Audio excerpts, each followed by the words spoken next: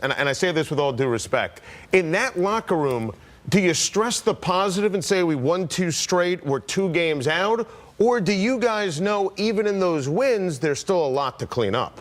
Oh, sure. But, you know, in the situation that we're in, and that's a great question, this is the first time in 9 years in the National Football League that I haven't wanted to take my bye week. I feel so good about where we're at as far as mentally. And I think this bye comes at a good time as far as getting people healthy. You know, we're going to get Andre Brown back, Brandon Jacobs back, Victor Cruz healthy, give Hakeem Nicks a week to get fresh. So I think it comes at a good time for us, but we're rolling right now. We've got some momentum, and we dug ourselves a pretty deep hole, but the NFC East, on the whole, is struggling, so we still have a shot.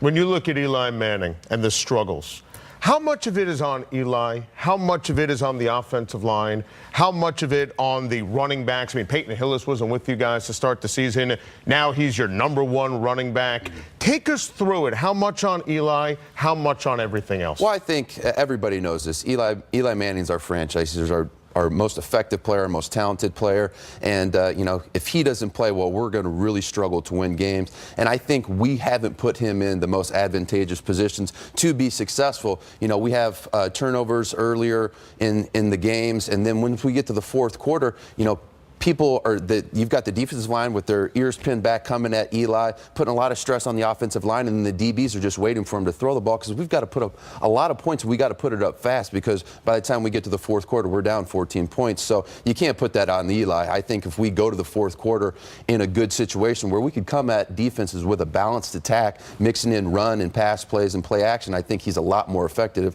And you've seen that in the last 2 weeks. Do you guys have like the rally cry, the major league kind of pull one piece off? You know what I mean? Oh, the odor?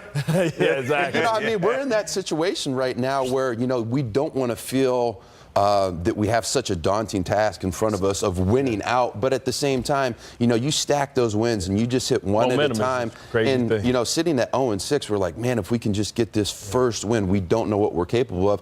And, you know, we've ran off 2 in a row, Bart. And you know how that is, man. Once you get momentum, you know, crazy things can happen. So the U-Hauls aren't packed halfway. No, heck no. No. Tom Coughlin, Antrell Roll, Eli Manning, they won't let that happen. Our locker room's in a great spot right now, honestly. Yeah. I wanted to ask you, you mentioned Antrell Roll. He says a lot of things on the radio, Steve, that are fun, that look good in print, that sound good coming out of the speaker. He's a fun guy, and he's opinionated. It's good stuff. But during the lowest point, before you guys won a few games in a row, anybody stand up and say, oh, this isn't how we roll with the Giants? Who is it? Is it Eli? Antrell is our outspoken leader. You know, Eli is going to be a guy that will address things that need to be addressed. But as far as being that outspoken vocal leader, he's a lead by example type of guy. And not to say that that's wrong. He's won 2 Super Bowls. He's a 2-time Super Bowl MVP. He knows how to be successful, but he knows to play within himself and to be himself in the locker room. And we've got guys like Brandon Jacobs. We got him back, and I think that was huge to get him back as far as from an energy standpoint. And then you obviously have Antrell Roll, which is never afraid, right or wrong, to give his opinion. I've never played with a guy, you know, aside from Bart, man. I was going to say, this guy next to you. You talk about bringing energy and intensity to the locker room. Bart and Antrell, unbelievable. Wow. Who's the team to beat in the NFC East? Yeah, well, for us, it's the Dallas Cowboys. You know, they're leading the division right now. But I think to get to where we want to go, we're obviously going to have to go through them. But I do feel like it's attainable if we're able to manage the football and do what we've been able to do over the last 2 weeks. And we've got 3 home games in a row, and we're excited about it. How about the Washington Redskins? You surprised by that 2-5 record? I am, you know, but at the same time, with RG3 not being able to go through training camp, and that's a rhythmical offense, and he needs his athletic ability in order to be RG3, and he doesn't have that right now. Next time.